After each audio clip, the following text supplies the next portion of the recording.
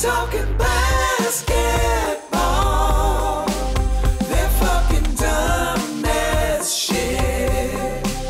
They don't know basketball, but they will make dumb ass jokes. Hello, everybody, and welcome to Pod Don't Lie with Sam and Stav. We are here with you on a beautiful April Tuesday. It's fucking nice out here, over here in Astoria, Queens, from Stavy Baby Enterprises world headquarters, where I'm recording from. How you doing, Sammy? The sun is shining on the Upper West Side as well, Stavros. The Knicks are on a hot 3-game win streak, and that's true. It was a sweet. Some of those wins were pretty sweet, man. A lot of hate on RJ lately. I defended him just with so much intensity on the Patreon episode, and he heard loud and clear. He didn't hear anything. He didn't, but the energy was in the air. You put it out there. There was something good juju. Yeah. He hit some big shots. Huge shots. The Grizz, and it was kind of symbolic to do it against John Morant, who, a lot of people think, here we go. So see, this is a classic Sam Morril move. You can't just enjoy a nice one. You have to say RJ having one good game where he beats Ja. One good game. He played Ja, his head-to-head matchup. You always have to take it a little too far and say it's symbolic. 3 big games, actually, because he shot 6 for 6 from deep against the Celtics. No, RJ's been on a fucking. I'm just saying you always got to take it one step further with Ja, with its symbolic. Would you say he has officially triumphed over Ja Morant, Sam? I'm saying that I'd like to start a dialogue. That's all I'm saying. Sammy, the dialogue starter, dude. RJ's a special kid. I'm really happy he's in there. I love RJ. That's the hard part about this podcast, is because to have it be any kind of to even bring it towards sanity a little bit, I have to offset your pro Knicks lunacy so hard that I'm like fucking Snape from Harry Potter, right? Where I had to lie because I have to pretend I'm evil and that I hate the Knicks the whole time, just because you're so insane that we need that's the only thing that'll balance it out. To me, I have to play the heel, and it does hurt me quietly. Hurts me too. I don't care for Snape culture, dude, but you fucking come at me with your bullshit. And RJ Barrett's on a fucking. I love RJ. That's dude. what I was saying. He's also younger than Quickly has fallen off a little bit, which worries me. But he is young. It's second half of a first season. I'm okay with it. You get a little fatigue. I still have very high hopes for him. But RJ is younger than Quickly, dude. He's 20. Yeah. Look, RJ is. I don't. That's the thing. I do like the Knicks. I do. They are. Giannis first and foremost, but geographically, the Knicks are my team. I don't have another. I have until Baltimore gets a team. The second Baltimore gets a team, I am absolutely. I'm donning the colors, and I'm going to be a hooligan. I'm going to go to MSG if the Baltimore Bullets ever come back. I'm going in there and I'm going to assault Spike Lee. You have my word. I will take down every New York super fan.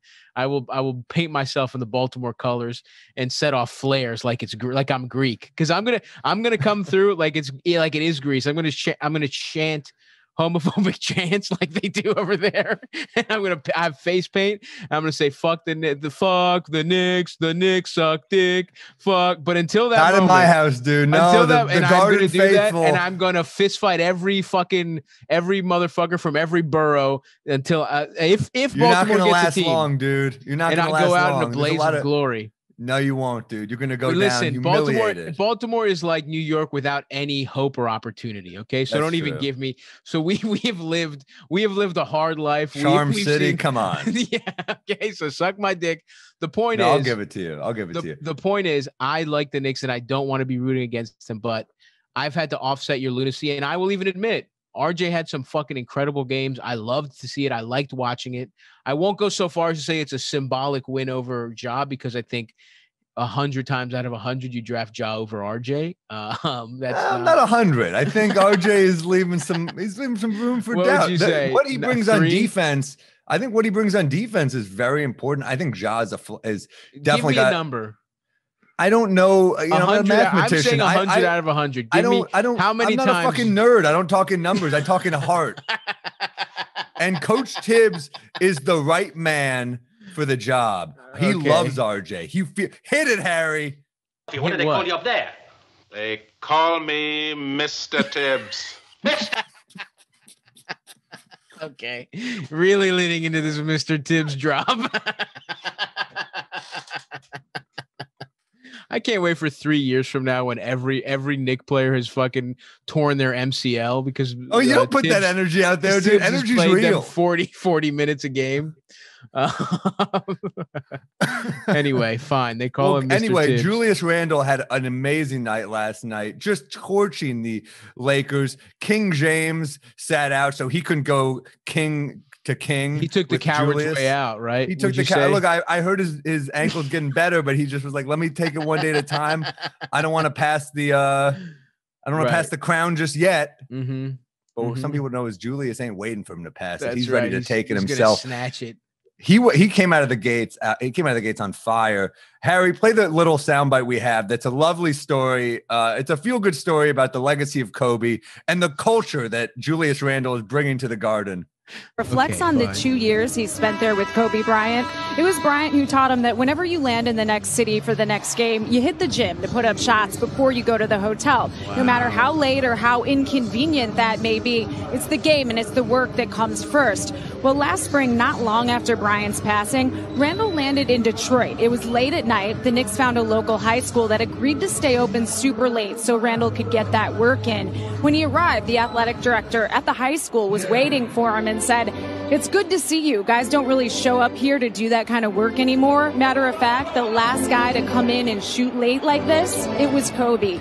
Randle said the moment gave him chills, that it was really emotional. And what he's most proud of is that tradition is something that he's passed on to the Knicks. So now when he's finding those gyms late at night, Mike and Clyde, he's not going alone. He's going with his Knicks teammates. They're all doing that work. And it's all because Kobe taught him that's what it takes. Reflect. Please suck my dick, Sam. Trying to get Kobe, trying to tie Kobe to this Knicks team because Julius Randle, who I'm sure he hated when he played with him, has learned one thing from him. He learned from Kobe. He hated him. Kobe was at the end of his career. He was spreading love. He hated the youth. He hated the youth on that team. Here's the thing. He was on the team that was. Didn't he get the Charmin Soft? He was injured that year, I believe. I think he was out that year. Because you can't call Julius Randle soft. He wasn't polished, but he was never soft. He was a fucking bulldozer even as a rookie. Oh, you were a fan then, huh? I like Julius. I always liked Julius. Oh, yeah. This is awesome. Last year I didn't like him on the Knicks, but I liked him before and I liked him after. Always liked Julius. I'm gonna clip that and we're gonna go through some of your takes from last season. I'm gonna have a little. I hated him last year. He wasn't right for us last year. I didn't like how we built around him. I was a Marcus Morris guy. I loved Mook. in the great Randall Morris wars, you were a bannerman for Morris. I thought Morris showed a little more fight. The team wasn't built for Randall yet. He didn't trust his teammates. He just wasn't a very good passer yet. His defense was atrocious. He is the most improved player in the NBA, and I see now in him the heart of a champion and in the heart of a lion and a young dragon. Lion. Julius, the engine Randle, will lead us to the playoffs. And you're just mad because the race for steak has taken a sour turn, my brother. Your fucking Bulls stink.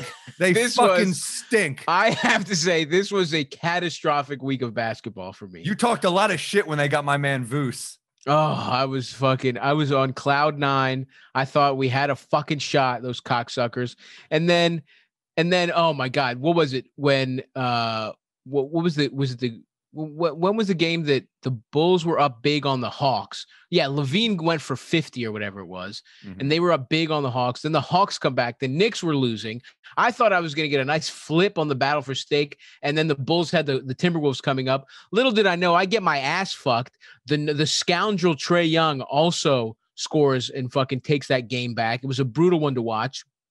And dishonorable. It came in handy though for me in that. For game. you, yeah. Honor amongst scoundrels is what happened. You and Trae Young had a fucking scoundrels alliance this past week, and then they got the Timberwolves. I'm like, all right, maybe they'll put it together. Timberwolves. It's the anniversary of Karl Anthony Towns' mother's passing. I'm supposed to root for a team to beat them on that night. No, I could never do that. And also the T-Wolves are coming together a little bit. I know they're looking team. good. No, they're looking good. Chris Finch is really he's looking good, and Edwards is kind of coming into his own. And Cat, when he's playing well, is fucking Cat. And Russell's back. Russell's back, and I think they even got him to. I think he played he came off the. I've watched bits and pieces of them because I like to watch. Ever since that Knicks game, I've tried to watch more Timberwolves because Edwards was so fucking cool to watch. But I have a beef with Edwards now after he called out RJ saying we wanted him to take the last shot. Oh, now RJ laughed it off. Now heard him loud and clear. You are a fucking asshole. Are you out of your mind? I was talking that kid up. I had the highest hopes for him, and I still hope he has a great career. The day it happened, I played that clip for your little fucking bitch ass, and you didn't have any tough words for Anthony Edwards. But now RJ gets 3 fucking games under his belt. This is what's maddening about doing a fucking podcast with you. There is no sense of history. There is no record. There is only the moment. Your fucking arguments shift from second to second, and it's impossible. You're a fucking slippery little motherfucker, dude. Painted orange. You're a little eel painted in orange and blue paint, and I'm struggling to get my fucking fat little mitts around you. I can never nail you down. Let me tell you something, brother. Anthony Edwards might be the high flyer. He might be the hottest ticket on earth right now. Yeah, he might be dunking over everybody. House of highlights machine. But there's one thing he doesn't have: a nice little Euro, a shutdown defensive mentality, and a team first mentality. That's 3 and RJ Barrett has. And 2 of them are both mentality. Yeah, I lost some steam by the 3rd one. I'm not gonna lie to you. I lost some steam. But let me tell you something, brother. Hey, I'm sorry. Your Bulls lost to the fucking Timberwolves. Maybe if Zach LaVine had the mentorship of Kobe Bryant and had the spirit of the Mamba living within, he could spread that to his youngins. Maybe Kobe White wants someone to take him to the gym late at night. Maybe fucking Voos is like, I should have gotten shots up. LaVine didn't pass down the tutelage that he got from the Black Mamba because he never got that tutelage like King Julius. You're right, man. I can't argue with that. You know, what can I say? So I got my ass multiply fucked this week. Yeah. We got the Battle for Steak. You know what, though? Here's the thing. Battle for Steak, I'm getting close. Look, I'm not going to give up hope because we have purchased tickets to go to the Battle for Steak live. We have bought tickets. We will be there. I believe it's the 28th or it's whatever the last Wednesday in April is. Until that game, I will not allow myself to lose hope because nothing would be sweeter than for the Bulls to go on a run and for them to tie or overtake the Knicks in the Battle for Steak while I watched it in person. But listen, unlike you, I am a man of mathematics and science. Okay, I look at the fucking data. I look at the facts. I'm a lot like Andrew Cuomo. Oh, you like data and facts? Why don't you look at Julius Randle's numbers and kiss your little 3rd-team All-NBA team? It's not happening. Why don't you kiss that bet outside, too? Because it's happening, It's brother. not happening. It's tough because Zion's playing so well. If that happens, I'm jumping off the Queensboro Bridge. I want that. Yeah, I'm gonna be down there on a boat with a little mattress to catch you, and you're gonna bounce up, and I'm gonna give you a little hug and put my hand out. I'm gonna roll up a $50 bill. I'm gonna put it right up my ass, and I'm gonna jump naked off the Queensboro Bridge, and I'm gonna have a fucking arrow on my back that points that says for Sam Morrill, and there's an arrow pointing to my asshole. And you know what? I'm gonna be in a fucking U-571 type submarine, and I'm gonna find your body, brother, and I'm gonna dig that 50 out. That's the only way you're getting. You're getting that 50 out of my carcass's asshole because it ain't I'll fucking be there, bro. brother. I'll be there, just like I'm gonna be there on April 28th. For the Knicks Bulls. So I also want to give a quick shout out to Nerlens Noel, who in the absence of Mitchell Robinson is looking just like excellent. And Taj Gibson, who's just a fucking good pro, man. That's enough. I really like Taj. That's more than enough. There's so much to cover. And the mentorship of D Rose has been invaluable. Taj Gibson shout outs. Okay. That's where I draw the fucking line, Sam. You fucking made a marriage for better or worse when you started this podcast, motherfucker. You knew that there was mental illness. I can't wait after this is over. I'm gonna drunk drive around. I'm gonna drunk drive and look at my ex's house, just fucked up off whiskey in a station wagon. I'm gonna drive. You're gonna leave me outside. The Knicks are gonna go on a horrible losing streak. I'm gonna leave me outside the garden, and I'm just gonna be walking around. I've always relied on the kindness of strangers. Some guy dumps me into a fucking insane van. You know what? This is the only time it's domestic abuse is wrong, but in the idea that we lived in a time where I could hit my podcasting partner for giving Taj Gibson a shout out, I understand where those fellas were coming from. That's all I'm going to say. That's all I'm going to say. Anyway. It's a wrap once we get fucking Mitchell Robinson back, dude. It's a wrap. Yeah, that's fine. No more Knicks specific talk. There's a lot to talk about. Okay, there's plenty to talk about. First off, thoughts and prayers to Jamal Murray, obviously. Yeah. Brutal. That's what I was gonna say. It's a tough week of basketball. That's a tough week for you because you really love the Nuggets. I loved watching the Nuggets, and the Nuggets had these horrible losses. They lost to the Celtics, which was an insane. They were up the whole time, and I was busy. I turned on the fourth quarter. I was like, "Oh, this will be fun. Let me watch the Nuggets. Let me watch the Nuggets close out the Celtics." Now Jamal Murray was hurt, right? So that's part of the explanation. But they score the Nuggets. That, with Jokic on the floor, one of the fucking greatest offenses of all time, score 8 points in the fourth. They got fucking little ass Grant Williams with his big ass, he's got he looks like a fish. He was guarding Jokic. And then the Celtics end on a 31-3 run. Are you fucking kidding me? That's despicable. I'm worried. Here's what worries me about the Celtics, because they've looked a lot better lately, and I hate to give them any credit, but I think they might have been fucked by COVID. I think Tatum was really fucked by the way Jimmy Butler was, where it took him a minute. Yeah, I think that's part of it. I also just think Danny Ainge is a wildly overrated GM that put together a fucking. I think Stevens is overrated. Yeah, hell yeah, fuck that. Pete Buttigieg looking ass motherfucker. He's a Pete Buttigieg ass looking motherfucker. And yeah, Ainge stinks, and he's lucky that he has those two wings, but to let they are phenomenal wings. To let Gordon Hayward go for nothing, especially when you could have basically this comes down to, did you want Evan Fournier or Miles fucking Turner? And it's 100% you want Miles Turner, you fucking idiot, you fucking moron, Danny Ainge. I haven't seen a white guy go for nothing like that since Kevin Spacey got kicked off House of Cards. There we go. And so, yes, this is a disastrous week of basketball for me because the Nuggets, like we said, Jamal Murray, I really thought the Nuggets were poised to make a run. They were looking really good with the Gordon trade. Everything was coming together. Oh, you're right. And we lose. I think we lose a real contender. I think they had a real shot. Yeah. And now it just sucks because they're still going to be in the playoffs.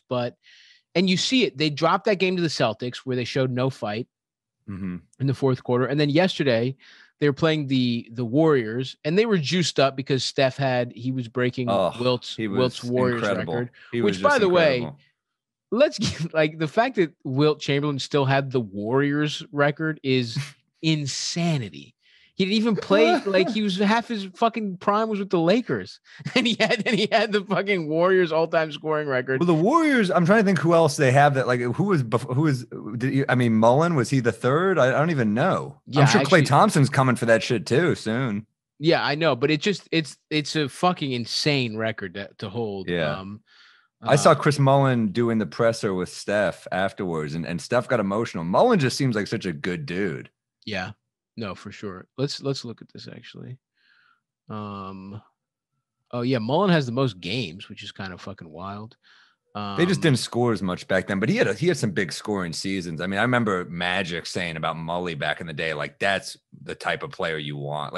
It kind of sucks that Mullen never really got a great team until he was a little older, and they got that Tim Hardaway, really young spree. Yeah.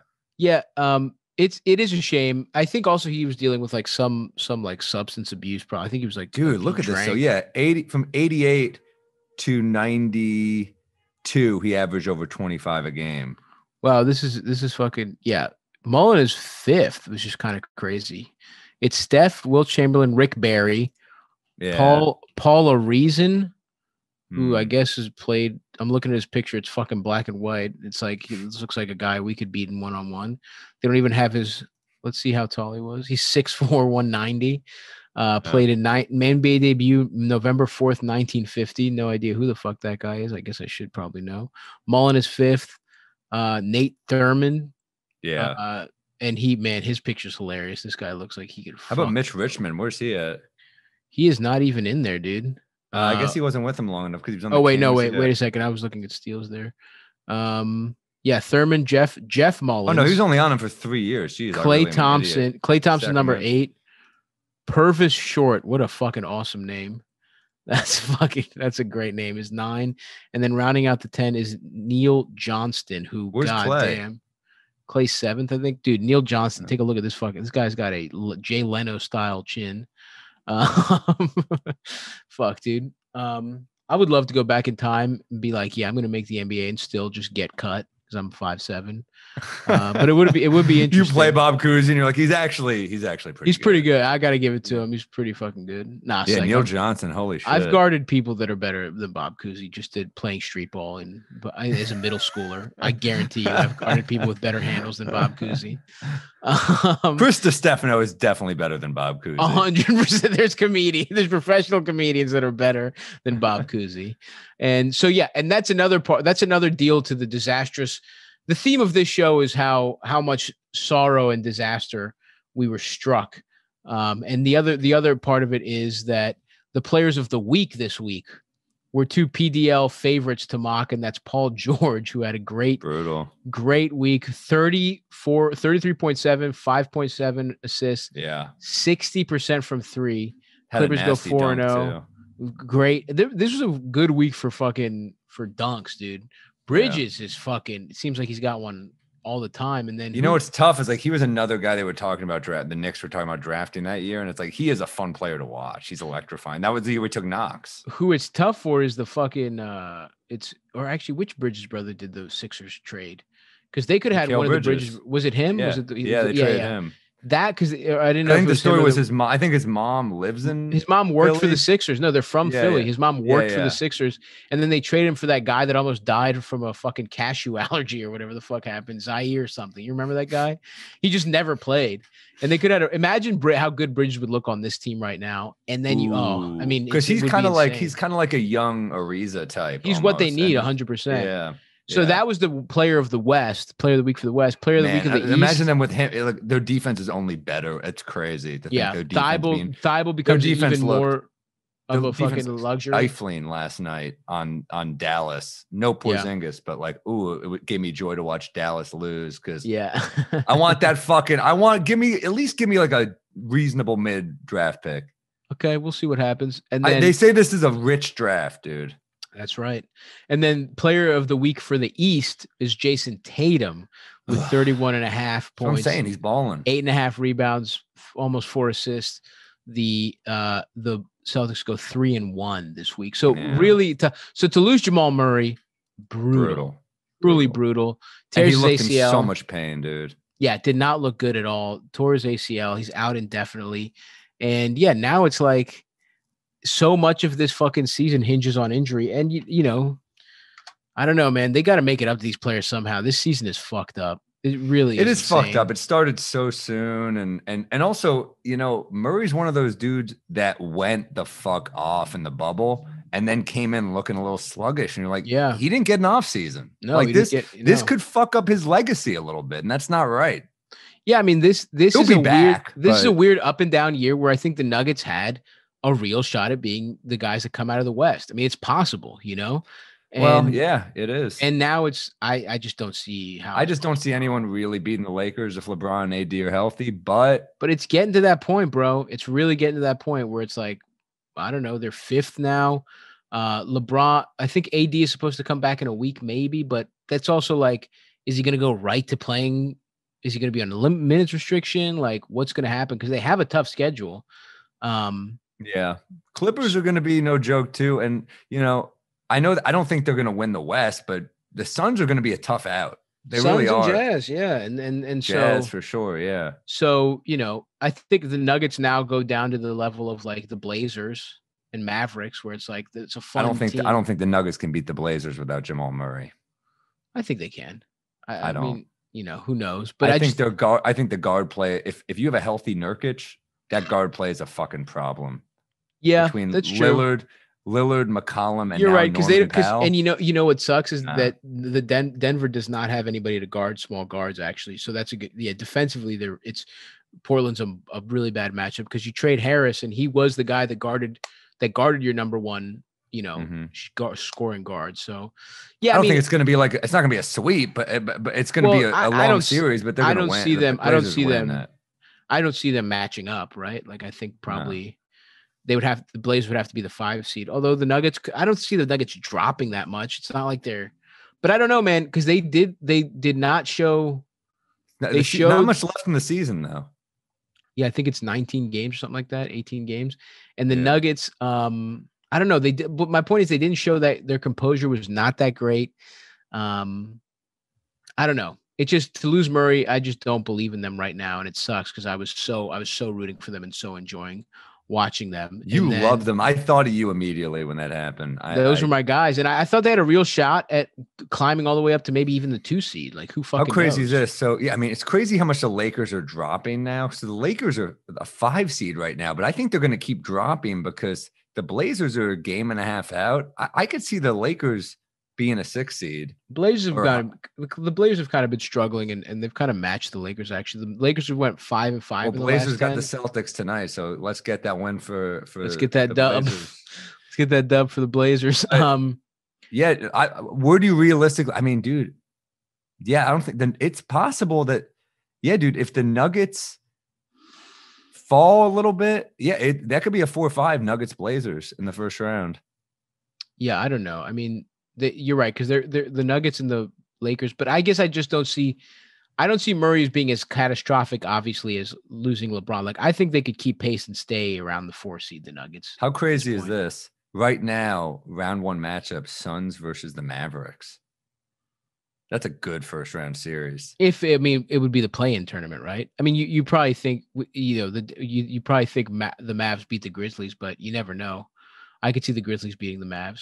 Because the way the play-in tournament works is 7 plays 8, and whoever wins becomes the 7 seed.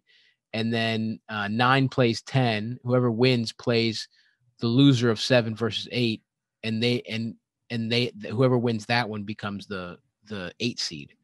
I feel like it should be 7 plays 9 and 8 plays 10. And if 7 and 8 win, they're just in because they have a better record. Well, this way it becomes double elimination, or it's double elimination for the higher seeds, and they get more games. They get more bites at the apple. Greedy motherfuckers. No. I think it's an advantage for 7 and 8 because they have to lose twice to lose, whereas 9 and 10 they only get 1 shot. So anyway, we'll see. I actually am excited by the play-in tournament, but we'll see. Anyway, I'm not because it could cost my team a playoff spot, and you're excited. You don't believe in the Knicks winning 1 out of 2 games. I believe in them, but I think if you play your way in, you should be in. I want to see the Knicks nest in round 1, and I don't expect us to win the series, but I think it's gonna be a fun series. You need to look at the good of the fucking league, okay? You can't be. No one gives a fuck about the Knicks that much. The Knicks will be good in the future. The play-in tournament's exciting. You say no one gives a fuck. Have you not met New York Knicks fans? You say no one gives a fuck about the Knicks. In the grand scheme of things, no. Fuck you. How about that? No one cares. People give a fuck about the Milwaukee Bucks, motherfucker. With the Greek freak, with the man who's got the hopes of Greece and Africa pinned to him. Yes, you can cry right here when they get outed in the second round. I don't want to cry on that bony fucking shoulder. It might not even be comfortable. That would bring me no comfort. It won't be. And you know what? I would offer you my supple fat shoulders, but you don't deserve them to cry on. I don't. Okay, I really don't. But they look good. They look good from there, don't they? They look nice. And I admit, man, I got bony ass. I'm like my clavicle is like Mutombo's elbows. They're rough, dude. But anyway, whatever, dude. So that sucks. Yeah. Speaking of the Bucks, one thing to monitor is Giannis's injury. He has missed 5 games now with knee soreness. The most he's ever missed in his career. He's only ever missed 2 in a row before. So this is the most games he's ever missed. I tend to think that it's because the Bucks are taking a more, relaxed approach to this season, that they're just sort of not wanting to chance anything. He said that he's been quoted as saying the regular season doesn't matter as much to him anymore. And when you're the 1 seed in the past and the MVP 2 years in a row, it's like, yeah, he knows what the mission is. Totally. It's just, it does still worry me because, he's a guy who likes to play. And so the fact that he hasn't in 10 days is kind of, we'll see if they have a game, I think tomorrow, we'll see what happens there. And, he's at the games, he's celebrating, he's moving around. So I'm hoping he's fine, but it's a little troubling. And then we've just been there's been a lot of injuries. And then, as much as we like to hate on the Warriors, it's sad. James Wiseman appears to have torn his meniscus, which is brutal. He's going to miss. The Warriors seemed a little optimistic at first, but it certainly seems like he's going to miss the rest of the season. And you feel bad for the guy because it was a very up and down season. Early on, he looked really good. He was a good shooter. I mean, his first, interesting offensive player. Everyone was talking about him defensively, but he was more interesting on offense, it seemed like. And then he's got a nice little touch for a big, and he's a guy that would have benefited from a training camp for sure. For sure. And so, and he had a tough thing though, because he was making a lot of mistakes on defense, and Steve Kerr kind of yanked his minutes around. And he sprains his wrist and he missed a bunch of time. And then, he just kind of struggled. Everyone was talking about they should play more pick and roll with him, even though Steph never in his career has played pick and roll. But they're not used to a center with this type of skill. I mean, they're used to, even when they were on their championship runs, it was guys like Zaza Pachulia playing the center. It's a different type of basketball. Yeah, and he's not. Yeah, exactly. And he's not.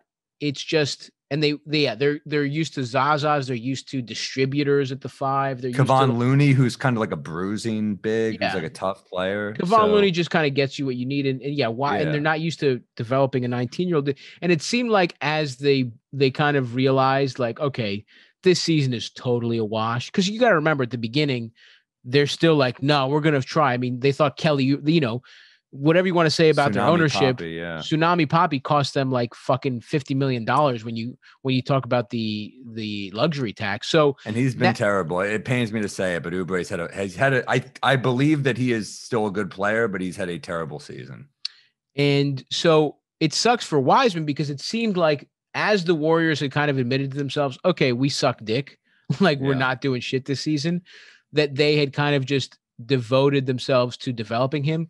And he was in the starting lineup, and then the poor fucking guy, hurts his knee, and it's bad for him. It's also bad for the Warriors because I kind of think that they're going to trade it, or the plan was probably to trade him and to trade maybe even that Buck Wiseman. That I think Wiseman plus a Minnesota pick could get you a star or somebody that, because I think they realize how far they are in their mode. They're so far away from. Wiseman is not the kind of guy. Yeah, that right now they're so far away from contending. And when you have Clay coming back and you have Steph still putting up these fucking insane numbers, and Draymond's still a smart player. Yeah, and Draymond is only useful on a good team. And I think they were probably just going to go all out. That's my guess. That's what I probably would do. But we'll see. Either way, I would go one last ride for sure. Either way.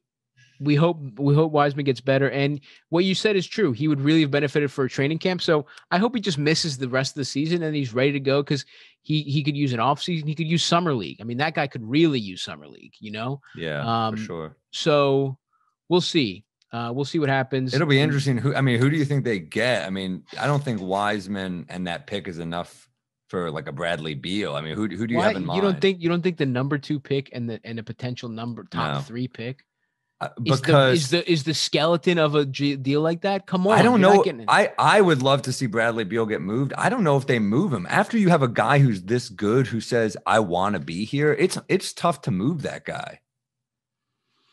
I guess. And yeah, I guess maybe they do a full on rebuild, but I don't know. I think maybe that's true as long as you have Russ's fucking contract on the books. Although shout out to Russ for snapping the Utah Jazz's win streak. He had another it is nice. Russ is like a comet where it's like you're not going to see it every night, but when you do, it just blazes across the sky. You're like, wow, that's beautiful to watch. He's not quite Haley's Comet. It's not every fucking 500 years or whatever the fuck it is, but he's like it's the Westbrook Comet where it's like every 3 weeks you're like, whoa, a 42-point triple double. You know what That's he is? awesome. You remember that movie Three Ninjas? Yes, he's the old Japanese grandpa. Yeah. Where you're like, oh shit, grandpa can still kind of fight. You know? Yeah, but it's going to take a lot out of him. But it's going to take a lot. He had an awesome performance. Why was that grandpa Asian, by the way? That made no sense. They just had they were like 3 white kids with an Asian grandpa and 2 white parents, didn't they? I never understood that. I think the answer is good old-fashioned 90s Hollywood racism. They were like, well, what? He's a ninja. He's got to be Chinese. they're like, oh, he's actually Japanese. Shut up. The kids are all white. They're like, yeah, of course. We're going to make the star of Who cares? We're going to make the stars not white. Come on, buddy. Are you paying attention? Anyway, Russ. Again, just to fucking highlight Russ's fucking game here. He had a fucking insane one where he had he shot 53%, 25 points, 14 and 14. Insane game. Yeah, no, he when he goes off, it's still incredible. It's still awesome to watch. And the players still love him. But look, I don't know if it's going to be Bradley Beal, but it's like every season there's a superstar that gets like let's say who would fit that team well though? Who do you think's the guy that makes them interesting? I don't even. Yeah, that's a good question because the league has changed a little bit since they were champions, you know. And I'm not talking about just the Durant thing, but like a lot of teams have way more offensive firepower now. Back in the day, Steph and Clay was enough. They might need another guy. Who are all-star level players that might become available? I don't know.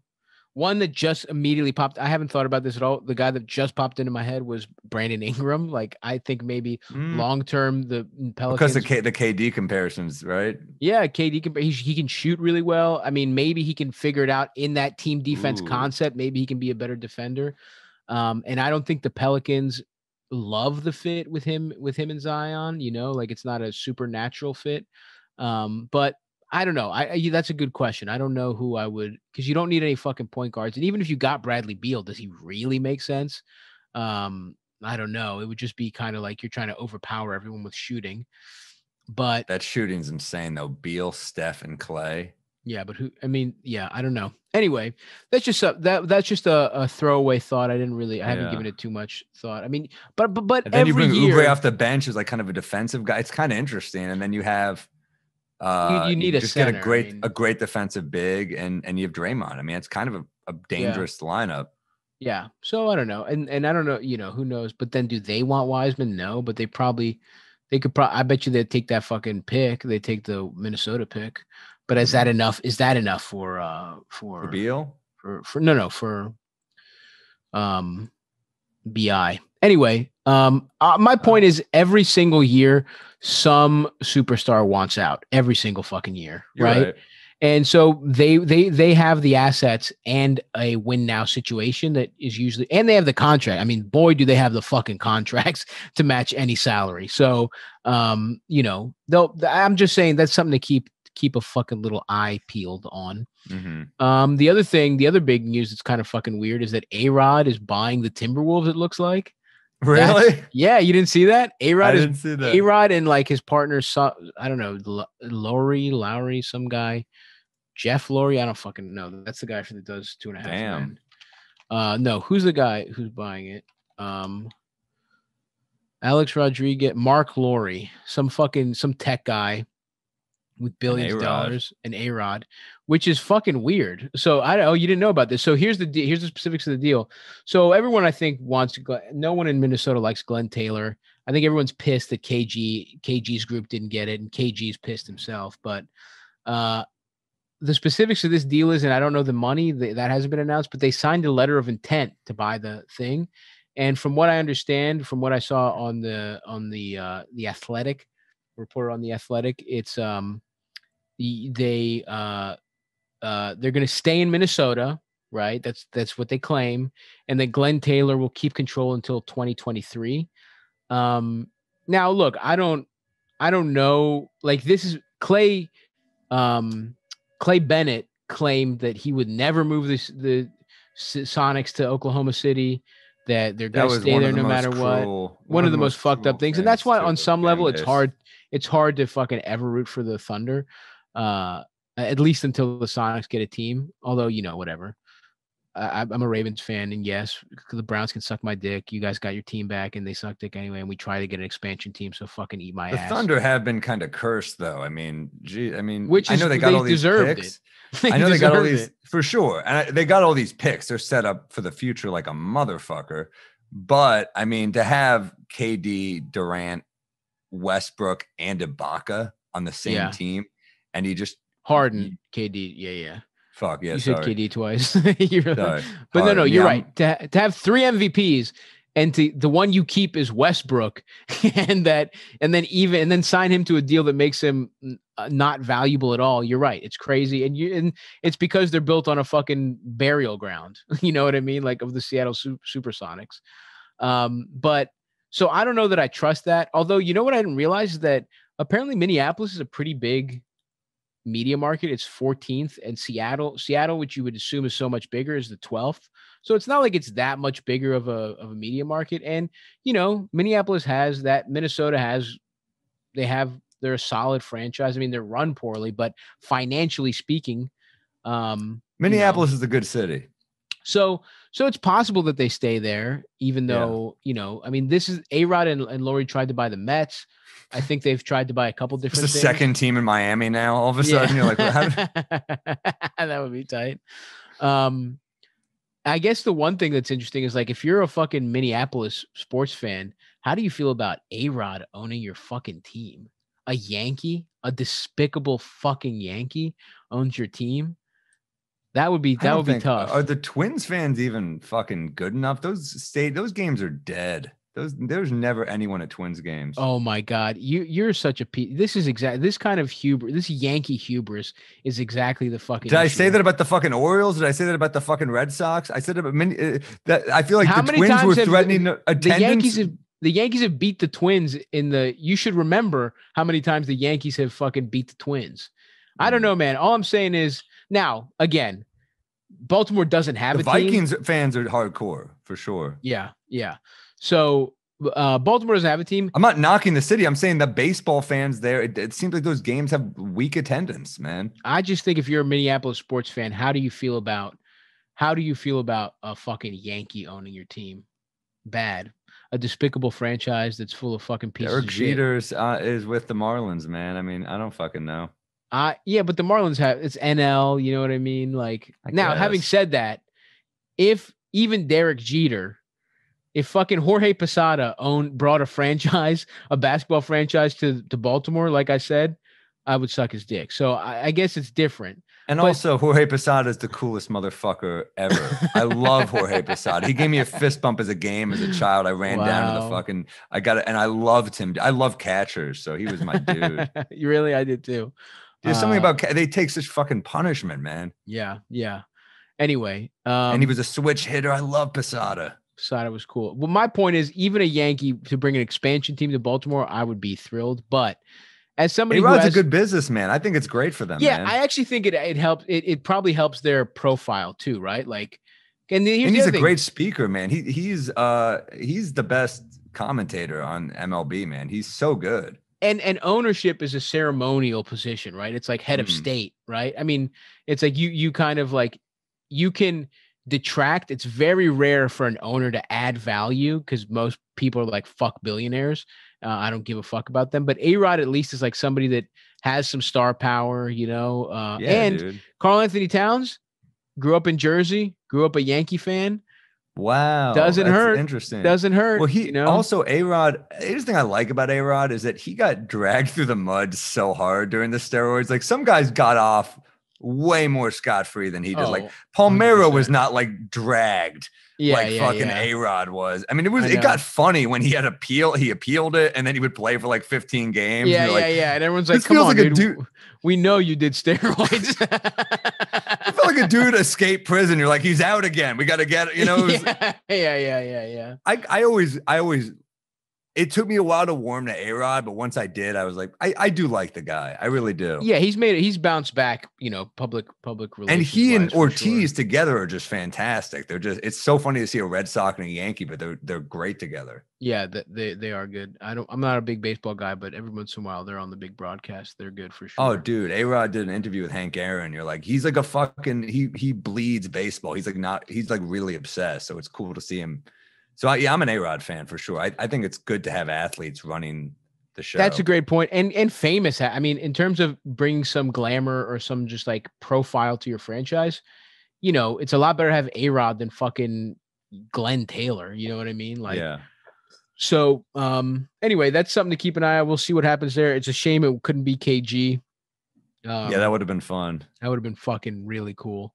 I'm sure the players would have especially the bigs would have loved having him around too. Yeah. It's like having another coach. I think at a certain point you would have maybe some of them would have looked at KG and they would have said, KG, you need to calm down. Why don't you try smoking some Cushy Dreams from our friends over at cushydreams.com? They'd probably say to him, KG, you're too amped up. No, don't smoke the Hustle. Don't take 3.5 grams out of that beautiful airlock vacuum sealed container and put it in your own personal pipe of that. No, what we need you to do is take this pre-roll of Dream. It'll mellow you out. That's right, KG. Cushydreams.com has all different types of strains of 100% THC-free cannabis products that you are going to love. It's all the good parts of marijuana without any of the impairment. You feel chill, you feel ready to go. And that's what we need you to smoke, KG, as the new owner of the Minnesota Timberwolves. That's a world we could have lived in, Sam. Unfortunately, it's not going to happen. The good news is, though, even though KG won't run the Minnesota Timberwolves, the good news is you can still smoke the fake weed that we talked about him smoking in this hypothetical situation. But it's fake, but it makes you feel nice, man. It really makes does. You feel good. Yeah. No, listen, I love ending a day. In the ceremonial part, they have these, like we said, they have the tins of the 3.5 gram, the eighths of it. If you want to put it in, if you want to roll it up, you want to roll your own little spliff or whatever. I like the joints, put in a bowl, whatever you want to do. I like the pre-rolls that used to come only in a whole gram. Now they come in the half gram, the little silver premium. That. I love those bad boys. That's my favorite one. I can't get enough of it. And it scratches the itch of just the ritual of smoking a little joint and like ending your day with a little fucking eau d'huiles from courtesy of our friends over at cushydreams.com. So folks, if you want to do that, if you want to get some of this premium fucking lab tested, fucking hand picked bullshit, what you want to do is go to cushydreams.com. That's KUSHY dreams.com and use promo code PODDON'T. That's PODDONT. Promo code PODDON'T, and you'll get 20% off your order. So go do that. Smoke that beautiful motherfucking Cushy Dreams, and then come back and listen to some more fucking Pod Don't Lie. Pause the episode right now and buy some Cushy Dreams right the fuck now. But you better come back. And you know what? Okay, it's unpaused now because you just bought it, and we're so happy that you did that. And why don't we get into the tail end here of this episode, Sammy? Anything else you wanted to fucking discuss here about the NBA, my friend?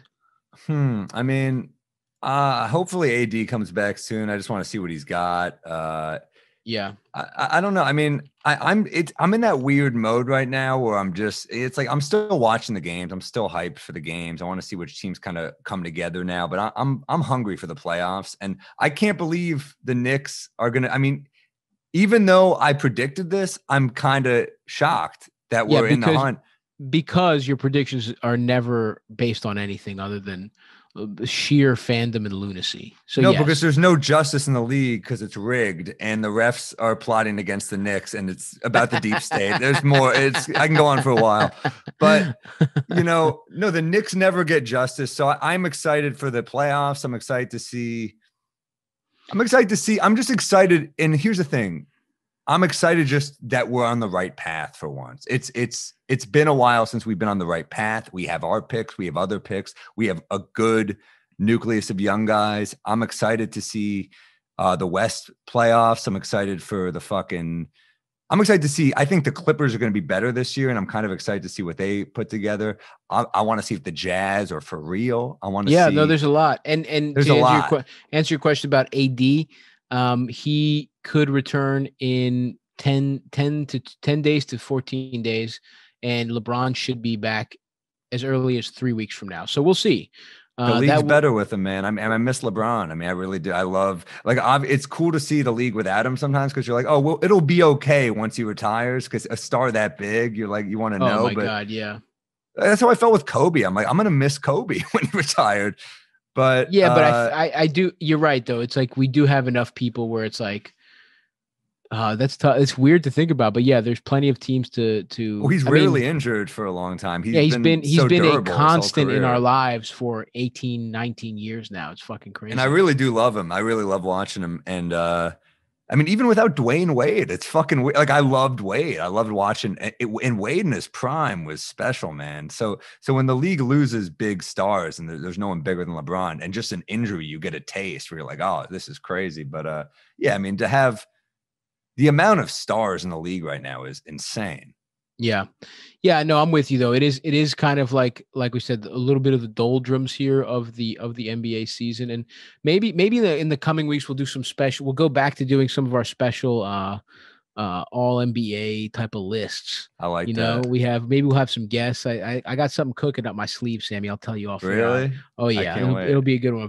I think we might be able to get a very, very good guest here that definitely will jive into the show. And because right now you're right, there is not super that much to talk about other than, let's get these fucking playoffs going. Let's just fucking do it. I just want the Knicks to hold the spot. Like I just want them to be in there. And it's tough. A lot of these teams have just been there. Like the Celtics, who are ahead of them, have been there before. The Hornets and the Hawks haven't really, but they look pretty consistent. I mean, the Hornets have been one of the surprise stories of the year, I think. Like, the fact that the Hayward signing doesn't look horrible. Yeah, well, I mean, I don't know that it does look horrible. I think this is what you wanted. He has looked better than people thought, but I think the Hayward signing isn't going to look bad until year 3 and 4 of that contract, right? Sure. Like everyone sort of thought, but this team he didn't put up good numbers last year. I think some people thought it was going to suck out of the gate. Yeah, which you're right. He has been shown to be more valuable than people have thought. And I think Boston misses him a lot. They miss him a whole hell of a fucking lot. And they didn't think they were going to because, they were built on that kind of like having a lot of passing everywhere. I don't think they have like a particular distributor. Kemba's not a distributor. You know what I mean? Like he's there. Everyone's just sort of scores and everyone's like, the playmaking load is shared sort of evenly, and he is a good playmaker. He's a really good smart forward, and who can also get his own bucket. And I think and then every time things were sort of looking good for him, he would get hurt. So it does suck. But I mean, I have to give them credit because he got hurt, and then LaMelo gets hurt. And they're still in this. I mean, they're still holding it. They're at number 6. I think bringing in dudes like that, it's like you bring them in because it makes the young players, and they have a lot of young players. It makes the young players feel good habits, and it makes them just better. So that when they're out, they see what they have to do to step in. And like, look, credit to the Hornets for looking good so far with this. And I think you got to say right now, LaMelo is still probably the steal of the draft, even with what Edwards is doing. Oh, for sure, 100%. But we don't know what Edwards' ceiling is yet because that guy once he gets a better jump shot is going to be pretty fucking scary. Yeah, no, 100%. So we'll see here, and then there's big games coming up. Wednesday there was a really nice one where the Nets play the Sixers. I'm very excited to see that one. So I think I want the Nets to get the 1 seed because I feel like the Knicks might get the 8, and I don't want the Philly in the first round. I think we'll lose either way, but I think just you want to bruise up the Nets. Yeah, I just think it's a more fun story. New York versus New York. The fans are going to be out for the Knicks. the Nets are obviously a much better team, but we're gonna fight, and I just think Philly is just too hard a matchup for us, like physically, like they're just so long, and defensively, the Knicks are a great defensive team. We're not a good offensive team, so to go against a great defense would really. No, I agree with you. I would rather my favorite way for this to fucking shake out would definitely be the Knicks play the Nets, because that would just be a fucking really fun series. And then I don't know who gives a fuck between the Hawks, the Heat, and the Hornets. Like I honestly don't want the Bucks to get the Heat. I just don't want, not the first round. I would like for the Bucks if the Bucks get Charlotte, that would be perfect. First round. Heat are going to be a tough matchup. I think the Bucks are definitely better than they were last year, just like for the playoffs with Drew, but Heat are tough, man. And Bam he's great at guarding Giannis. So it's going to be a fight. Yeah. And then in terms of the West, it's like, it would be so funny. I mean, what I would love to see happen is the Lakers fucking be a 7 or 8 seed. That would be so funny if they had to beat the Jazz, the Clippers, just fucking. That would be. It's very possible, man. If they keep losing, I don't think the Lakers give a shit. I think they're just like, as long as we're in, like they're just. It's funny to watch them slip, but they really are a classic. Like the Clippers have so much depth, the Lakers really don't. Yeah, I mean, it's interesting. Even if the Lakers get the 6 seed, right now the Clippers are the 3. Like that would be kind of fucking weird. Like I don't know. They missed each other in the playoffs last year, and they play in the first round. That would be fucking weird. That would be really weird. And we know what the story is, brother. Morris versus Morris, the showdown, dog. Morris v. Morris. They're both tough players. I really like them both. Yeah, they are cool. Shouts out to your boy Mook for getting paid. I fucking love Mook. I'll always love you, Mook. Yeah. But yeah, I'm excited to see what Rondo does in the playoffs, just to piss you off. I'm excited to see how angry you're gonna get. Because Rondo, when he's amped, dude, he's still got it. Fuck you, dude. Fuck you and fuck Rondo. Why don't I read some Rondo versus the Pistons the other night? 10 points, 4-7 shooting, 6 assists. Nice little night. Wow, dude. That's where you're at now. 2 of 5 from 3, though. That's the question mark. And he hit those threes, and looks like he's working on it. Why don't we read some fucking reviews here? What do you say, huh? Yeah. All right, here we go. This is from No Time for Usernames. He says, a heartwarming podcast. A Greek draft dodger kindly and lovingly explains to a senile Jewish man that the Knicks are not the chosen people and Julius Randle is not Julius Caesar. You will be moved to tears by the depths of human emotions explored in a war with high stakes. That's very beautiful. That was wonderful. From No Time for Usernames. I feel like that's like a 60s movie right there. Yeah. Warner Brothers has got to jump on that shit. Big Man at the Rim says, Stav's Movie Corner. Do Stav's Movie Corner immediately, despite the uncultured Philistine who hates the segment. Fuck. Big Man at the Rim. I totally forgot to do Stav's Movie Corner. I love Stav's Movie Corner, man. I'm all about it. You got to watch the Big Heat, man. Come back with the Big Heat review. Okay. All right. I'll come back with that. I'll watch that. Although I got to say, folks, I've actually been doing work. I'm working on a new tour coming back. I'm working on I'm trying to remember how to do stand up again. So hopefully and Sam's been doing it the whole time. So we will both go to my website. I'm hitting every city, baby. Samuel.com/shows. Bridgeport, Cleveland, coming up, Utah, everywhere, Spokane, Seattle, everything. So it's going to be nice. It's going to be nice. So I'm following along behind soon after that. So it's been I haven't had as much time for movies, although, just despite that one guy, I have to do it. You're right. Dude, what I just started watching that's great is the PBS Hemingway documentary. It's really good. I've heard that's pretty good. I'll watch that. Ken Burns, man. I love it. Oh shit, Burns. Yeah. Okay, this is from Austin 316 who said, love the pod. Sam is the funniest comedian alive in the opinion of somebody that isn't a comedian and doesn't know what they're talking about. Stav is great at navigating around and making fun of Sam's Knicks delusions.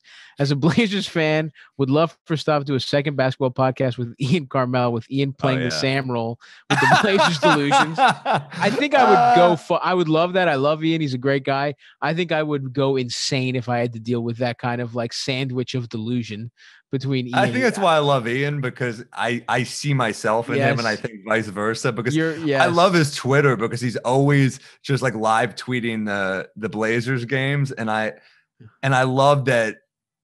Yeah, that's a struggling franchise too. Like they've come close. I think, he grew up with, they had to lose to Jordan. It's tough. That's right. You're both small market underdogs. You're right, Sam.